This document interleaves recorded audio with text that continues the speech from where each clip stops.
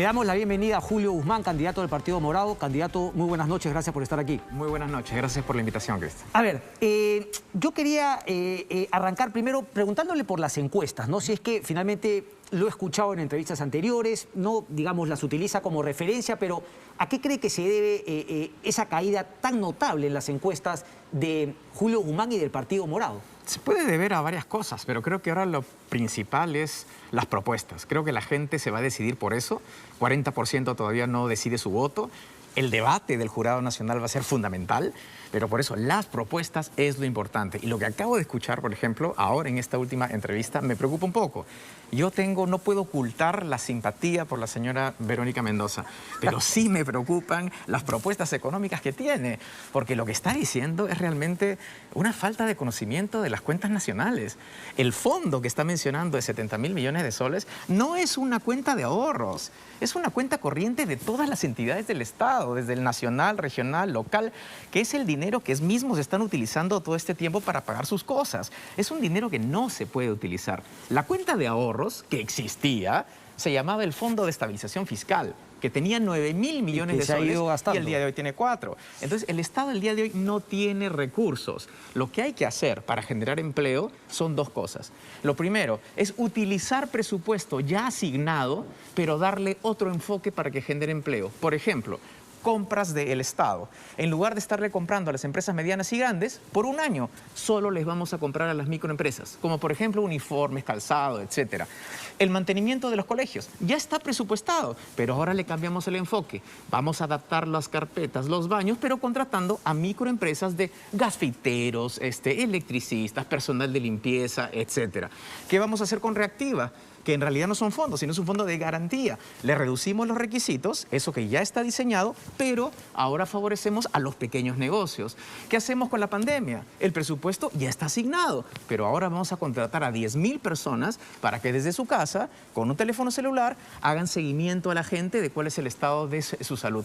Entonces, el objetivo es que tenemos que ser lo sumamente creativos para generar más empleo con la misma plata que tienes. Y lo segundo es cómo generas más impuestos, más recursos fiscales y también cómo reestructuras el presupuesto. Es decir, Cristian, este es un trabajo de cirugía especializada, en donde la restricción es que no tienes plata y necesitas generar empleo. ¿Cómo lo haces? Bueno, de esa forma. Presupuesto ya asignado lo conviertes en productivo. Y por otro lado, le sacas el jugo al presupuesto para que te permita ahorrar y gastar. Por ejemplo, el presupuesto del Congreso, que ha aumentado brutalmente. No tiene ningún sentido. Vamos a reducir el presupuesto del Congreso y con eso Pero ese presupuesto del Congreso, digamos, es más un gesto de transparencia, de, digamos, ahorro hacia la población, ¿o es un tema fundamental respecto del total del todo el presupuesto del Estado? Bueno, en realidad lo que necesitamos es sacar hasta el último centavo de donde podamos. Por ejemplo, los aguinaldos, los beneficios excepcionales por fiestas patrias y Navidad. Cada congresista tiene 2 policías asignados. Eso no puede ser. Y otra última cosa, si es que me permitas con esto, es que hay demasiado desorden en el presupuesto. Cuando yo era viceministro, encontramos 30 programas que supuestamente hacían lo mismo, pero estaban en 5 diferentes ministerios. Es decir, pura grasa, y sumaba 1.000 millones de soles disponibles para el Estado, pero que estaban perdidos porque obviamente existe un desorden en la forma en la que el presupuesto se ha establecido y se ha diseñado. Correcto. Me tengo que ir a una pausa, pero yo le hice una pregunta muy sencilla respecto a la encuesta y usted se ha echado, ¿no?, justamente el rollo del plan de gobierno, y tengo que admitirlo que lo ha hecho bien, ¿no?, de manera clara. La pregunta es, ¿por qué sigue en ese muy bajo porcentaje en diversas encuestas y por qué sigue cayendo si tiene un plan tan articulado? Ese era un poco el origen de la pregunta y espero que me la responda tras la pausa, por favor. Bien, seguimos conversando con el candidato del Partido Morado, Julio Guzmán. Candidato, le hacía la pregunta, ¿no? Lo hizo de manera muy dinámica, la explicación, algunos puntos, ideas, ¿no?, ideas fuerza, pero esa era la pregunta, ¿no? ¿Por qué la caída en las encuestas, a qué lo atribuye? En otras, y le doy una ayuda acá por dónde iba el tema, en otras entrevistas, obviamente usted ha hablado también de la conexión que se hace con el gobierno de Francisco Sagasti, el Partido Morado y usted. ¿Le parece eso justo? ¿Por qué insistir que el Partido Morado no gobierna actualmente, candidato? Bueno, en realidad es un pasivo que nosotros asumimos con responsabilidad. Y una vez que lo asumimos, tenemos que seguir adelante. El año pasado se tomó una decisión que no fue propiciada por Julio Guzmán y el Partido Morado.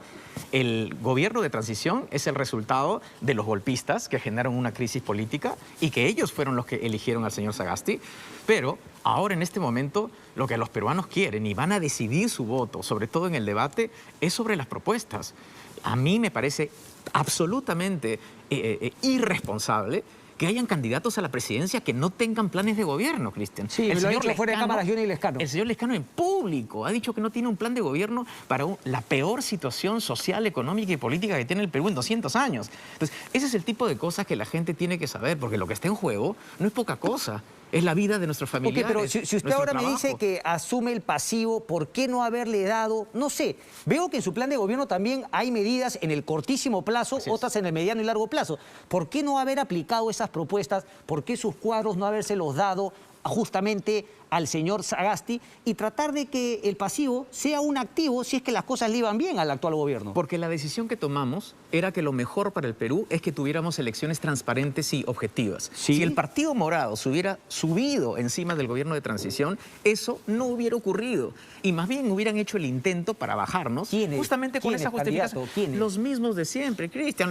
Estos señores que no aprenden, Merino y compañía, que parece que su hobby es bajarse a los gobiernos, censurar ministros. A ver, mi punto es claro, si no somos una república bananera como definitivamente a veces lo parecemos, lo normal es que un gobierno saliente, un partido saliente, también presenta un candidato, es decir, y eso no asegura que no vaya a haber transparencia en las elecciones. Entonces, esa postura de que porque habían elecciones no había que participar, más bien lo que podría mostrar es que no se quería quemar, no se quería arriesgar de poner el pecho en esta situación y tratar de salvar o mantener su activo para la elección de abril. Exactamente lo contrario. Porque políticamente hablando, ¿a qué político le conviene tener un gobierno de transición con la peor crisis económica y sanitaria para que pudiera conducir estos meses? Es lo contrario. Cualquiera hubiera dicho, mejor me guardo, ¿no es cierto?, que otros gobiernen y a ver cómo sale. Nosotros tomamos esa decisión porque consideramos que era lo correcto para el país. Eso, la primera carta que usted mostró no dijo eso. Usted dijo que justamente no era el Partido Morado, incluso planteó la posibilidad de que pueda volver Martín Vizcarra. O sea, no fue que ustedes desde el primer momento dijeron, vamos a asumir, vamos con el Partido Morado, o en todo caso ahora con el señor Francisco Sagasti, a tratar de ayudar ante justamente lo que usted denomina como un golpe de Estado. Estoy diciendo exactamente lo que usted está diciendo. Nosotros mantuvimos y decidimos mantener la independencia y la autonomía. Yo he contado que al día siguiente de la juramentación del presidente, nos reunimos en su casa y definimos de que iba a haber una autonomía absoluta por el bien del país, por esta neutralidad que se necesitaba. El gobierno de transición no fue elegido democráticamente y por lo tanto no podía ser un gobierno del Partido Morado. Pero al margen de las razones que están atrás de lo de las encuestas, mi convicción es que el debate en donde se van a dar las propuestas es lo que va a definir los resultados. Y acá lo importante es eso, es decirle al Perú no solo cuáles son sus problemas, porque yo escucho a los candidatos y dicen cuáles son los problemas, sino decirle cómo lo vas a resolver. Por ejemplo, en el empleo, en agricultura, vamos a crear el programa Tierra Productiva para la agricultura familiar. ¿Por qué? Porque por la pandemia muchísima gente ha regresado al campo. Vamos a crear el seguro agrícola universal para que los agricultores no estén pendientes de las plagas, de los desastres naturales.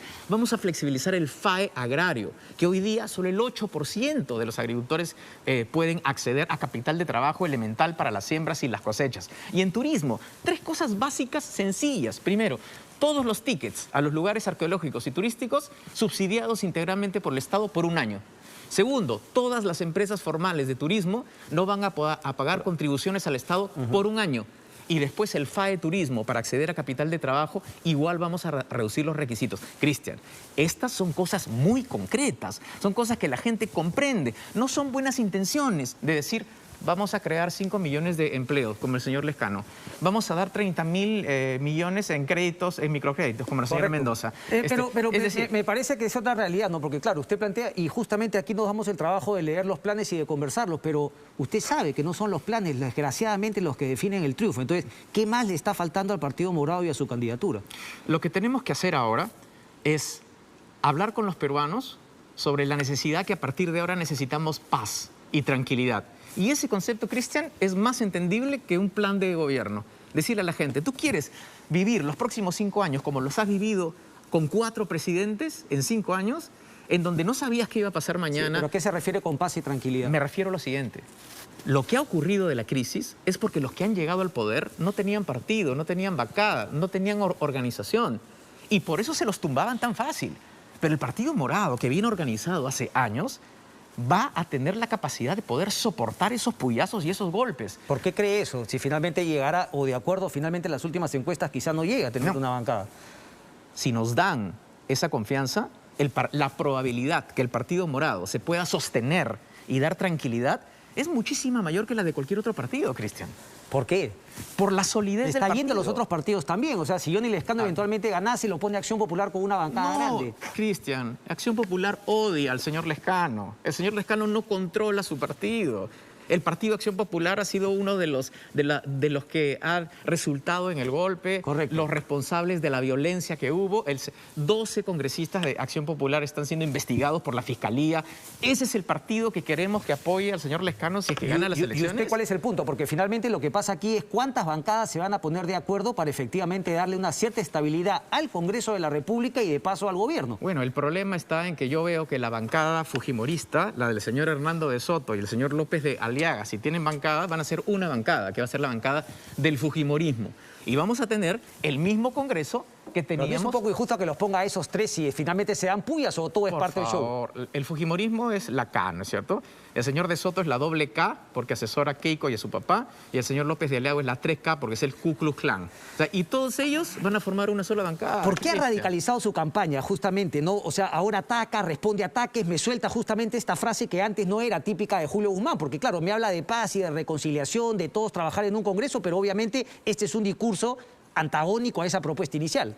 Porque lo que tenemos que hacer es denunciar los peligros de la nación. Una cosa diferente son las diferencias que yo tengo con la señora Verónica Mendoza en temas económicos, pero me parece una persona demócrata. Me parece una persona que hasta el día de hoy no se le ha encontrado nada vinculado con la corrupción. ¿De Soto no es demócrata? ¿De Soto tiene Por el amor de corrupción? Dios, el señor Hernando de Soto es un especialista en asesorar a dictadores. El señor de Soto no conoce el Perú. El señor de Soto tiene uno de los peores planes de gobierno y se jacta de ser un gran economista. Bueno, usted es bravo. Por favor. ¿Por qué dice que no conoce el Perú? No conoce el Perú porque, escúchelo, ¿cuáles son las propuestas que tiene para el Perú? Correcto. A ver. Entonces, ¿y por qué tenemos esta actitud Correcto. en el Partido Morado, Cristian? Porque nos parece absolutamente inconcebible que hayan candidatos que se presenten con ningún plan y ninguna idea, buenas intenciones, pero no decir a los peruanos cómo y sobre todo cómo van a financiar eso. Déjeme escuchar, por favor, una pregunta del público para usted, candidato Guzmán. La ponemos, por favor, suéltala. Señor Guzmán, ya que ustedes han tenido la oportunidad de hacer un gobierno de transición, ¿qué es lo que usted promete para el pueblo con las vacunas? Bien, vamos a vacunar a toda la población adulta el 31 de diciembre. ¿Cómo? Porque todo el mundo dice que lo va a hacer. ¿Cómo? 5 ajustes. Primero, crear el SAR de las vacunas. ¿Por qué? Porque el día de hoy no hay una autoridad vinculante, no hay una persona que dirija toda la orquesta y que tome decisiones y les hagan casos. Segundo, vamos a utilizar 1.600 centros de salud en todo el territorio para que la gente se vacune en los lugares más cercanos. Tercero, las enfermeras y los enfermeros no se dan abasto. Vamos a hacer un llamado patriótico a los estudiantes de las facultades afines, medicina, enfermería, etcétera, pagándoles un sueldo y que nos ayuden en el proceso de vacunación. Luego, la estrategia comunicacional para convencer a la gente que la vacuna es buena. Hay 40% de peruanos que no lo sepan. Luego, el monitoreo de la pandemia. Se nos vienen las nuevas cepas, las nuevas variantes. Vamos a estar esperando a ver qué pasa. Tenemos que tener una base de datos enorme en donde sepamos dónde está la gente contagiada, cuántas veces se ha contagiado, qué secuelas tiene. ¿Cuál es ese proceso? 10.000 personas contratadas desde un principio para que desde su casa, con un teléfono celular, comiencen a hacer esa llamada con una base de datos que le da el Ministerio de Salud. Y así en unos 5 o 6 meses tenemos una base de datos lo suficientemente adecuada como para poder tomar decisiones de política pública. Esas cosas, Cristian, son cosas concretas. En esos planteamientos no me ha hablado del sector privado. ¿Usted comparte un poco la postura de Francisco Sagasti respecto de que el sector privado de alguna manera trastocaría la prioridad y que finalmente la vacuna sea gratuita, universal? ¿O usted cree que finalmente sí hay espacio para que el sector privado pueda aportar? La ley no lo prohíbe. El problema es que ahora es imposible. No, pero usted se refiere a la compra de vacunas. Yo hablo al proceso de vacunación. El proceso de vacunación, los privados podrían participar, pero no ahora. Y lo voy a explicar por qué. Por lo que dice la ciencia. La ciencia dice que para poder derrotar a la pandemia y para tener el efecto rebaño, se necesita un orden de vacunación de acuerdo al perfil de los ciudadanos. Sí, pero nadie habla de revertir esa prioridad, ese orden. No, es que si es que el sector privado entra, ese orden sí se revierte, porque no va a haber discrecionalidad a quién se vacuna o no. Candidato, usted nuevamente está partiendo de la figura que el sector privado compre y venda. No va a pasar eso. Es más, el gobierno de Francisco Sagasti arranca mañana con APC, clínicas privadas, poniendo vacuna a ciudadanos. Una cosa es comprar, como dije, que no es posible. Por eso yo le hablaba de la vacunación, no de comprar. Nosotros no estamos de acuerdo en que el sector privado desde un principio participe en eso porque rompe el orden que nos dice la ciencia. ¿Participe en qué, perdón? ¿En la vacunación o en la compra? Del proceso de vacunación, ¿okay? Que además tendría que ser gratuito, porque sí, la vacuna es un bien público. Eso pero bueno, entonces no se ha enterado de lo que arranca mañana, candidato. Sí, lo sé. ¿Y le parece malo? ¿Le parece una decisión incorrecta del gobierno de Sagasti? Nos parece que es una decisión que no se ha debido de tomar ahora. Y lo he explicado por qué. Pero hay otra razón, Cristian, y son los mercados negros. Hace 10 días, México interceptó un avión con vacunas Bamba que se estaban yendo a un país en Centroamérica. Lo que va a pasar en el Perú con los niveles de corrupción y falta de institucionalidad es que van a llegar vacunas Bambas de un mercado negro. La gente se va a vacunar pensando que está vacunada. Y eso va a afectar todo el proceso de abordaje de la pandemia. Por esa razón tenemos que ser muy cuidadosos y explicarle a la gente. A mí me encantaría, Cristian, decirle a la gente, sí, mañana te vas a vacunar, pero le estaría mintiendo y estaría finalmente yéndome en contra de lo que el país ahora necesita. Una de las preocupaciones que tengo, y con esto termino este comentario, es que si los extremos y las demagogias y los populistas llegan al poder, el Perú va a entrar en crisis, porque nada de lo que están diciendo lo van a poder cumplir y la gente va a salir a las calles. Entonces, tenemos que llamar a la responsabilidad. Si el señor Lescano sigue diciendo que su prioridad es traerle Huáscar, o diciendo que el COVID se va a curar con sal y con cañazo, o que va a comprar... Y si la gente sale a las calles, ustedes, digamos, va a unirse también a la gente en las calles, como lo hizo tras la vacancia de Vizcarra. Nosotros vamos a estar con la gente cuando consideremos que es lo correcto y lo que hemos hecho hasta ahora. El Partido Morado es uno de los pocos partidos, por no decir el único o dos, que han salido siempre contra los blindajes de los corruptos, siempre cuando han tratado de tirarse a la SUNEDU, siempre cuando ha habido desestabilización política. Ok, pero yo le quería preguntar justamente por el tema de la vacancia de Martín Vizcarra. ¿Usted cree que fue inconstitucional? La vacancia no fue algo que nosotros queríamos, que los peruanos queríamos, y en su momento, con la información que teníamos en el momento, el Partido Morado tomó una buena decisión, y era ir en contra de la vacancia, pero no por el señor Vizcarra, sino por la figura del presidente y de la democracia. Y eso lo dije yo en un pronunciamiento público. Sí, pero también planteó la posibilidad de que Vizcarra regrese justamente para no tener que sacrificar a Sagasti o al Partido Morado en un gobierno de transición. Lo de Sagasti vino luego.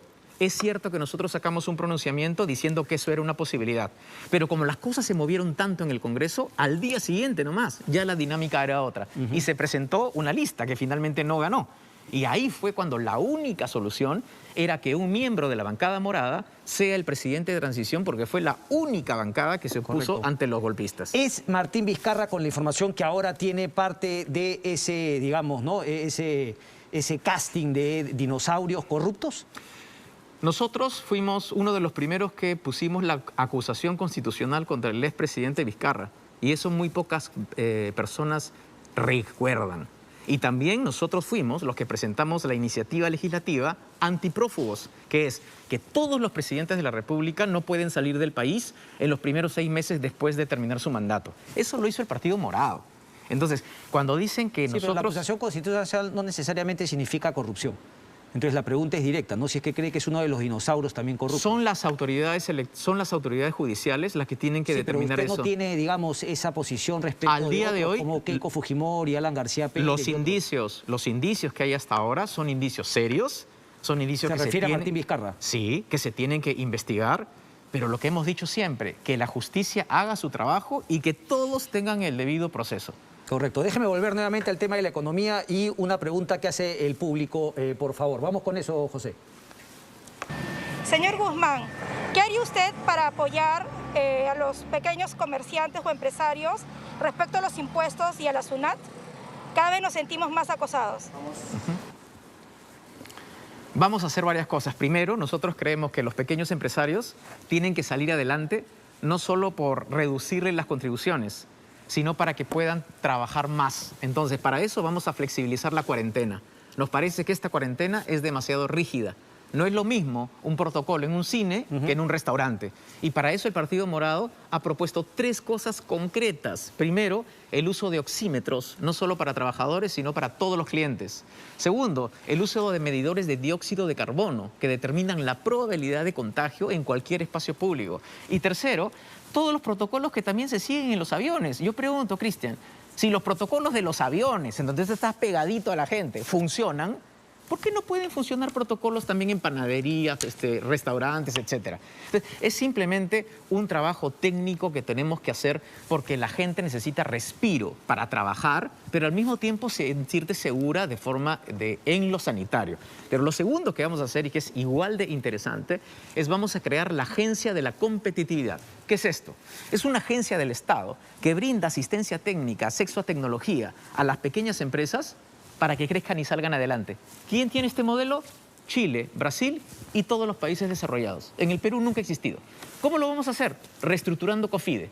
Para no crear una institución nueva, con burocracia nueva, vamos a reestructurar COFIDE y pasarla de una banca de segundo piso a una agencia que provea servicios productivos a los agricultores, a los pequeños empresarios, que pueda financiar emprendimientos de los jóvenes.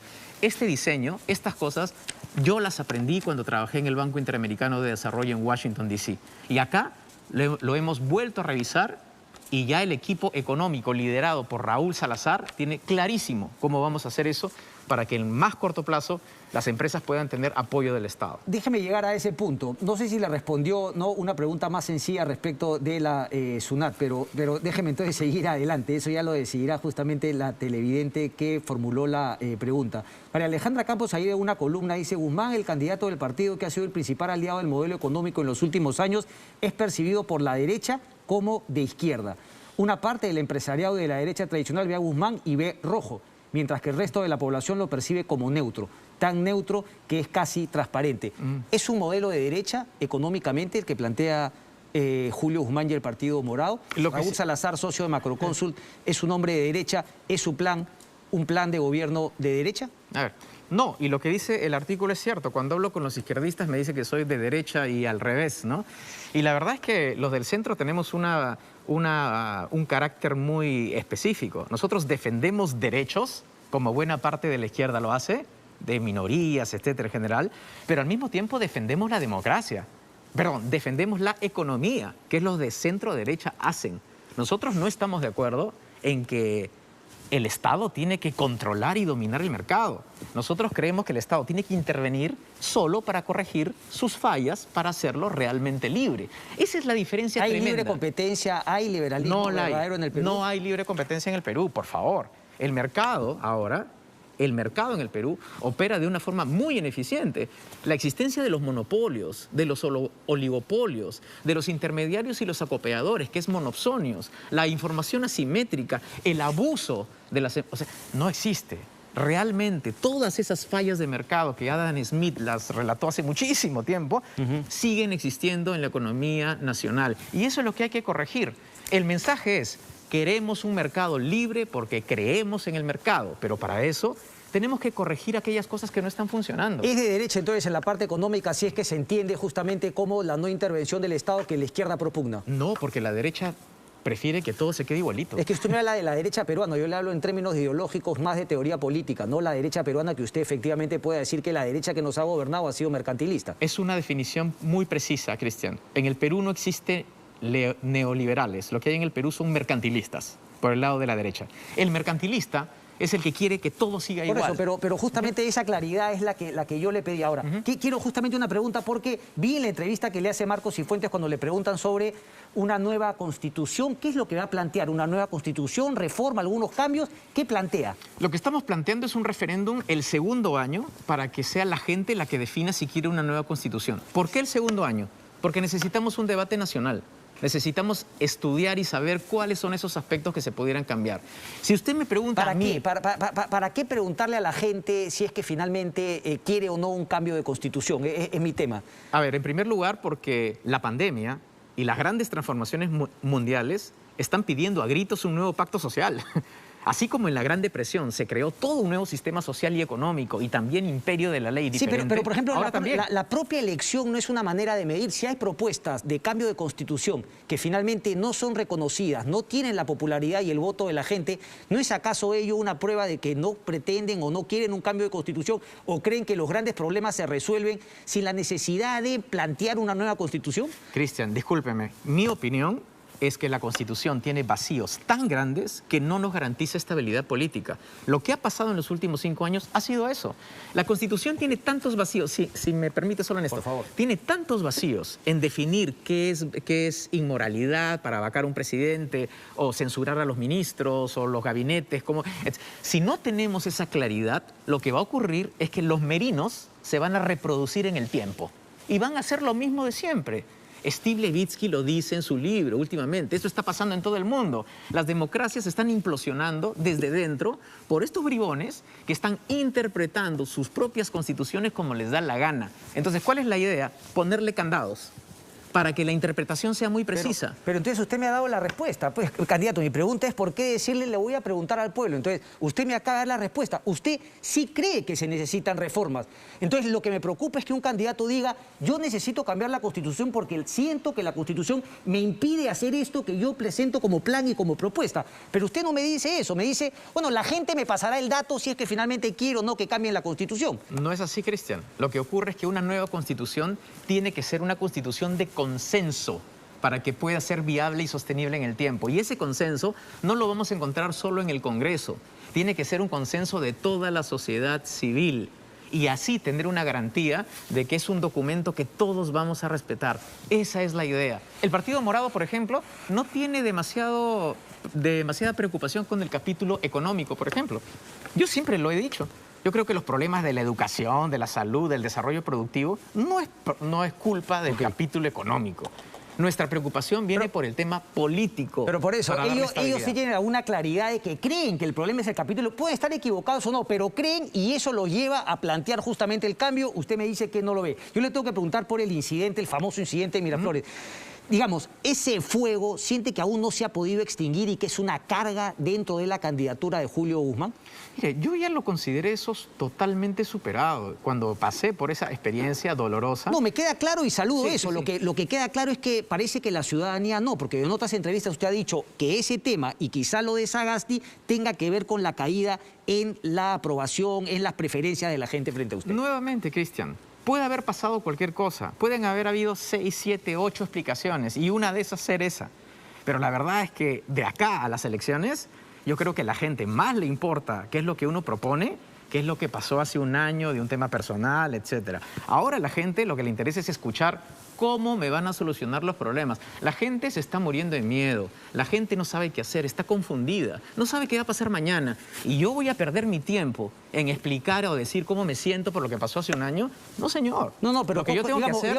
¿qué fue lo que se evocó? Porque usted insiste, digamos, en el tema familiar, pero lo que se le cuestionó también fue haber justamente dejado el lugar.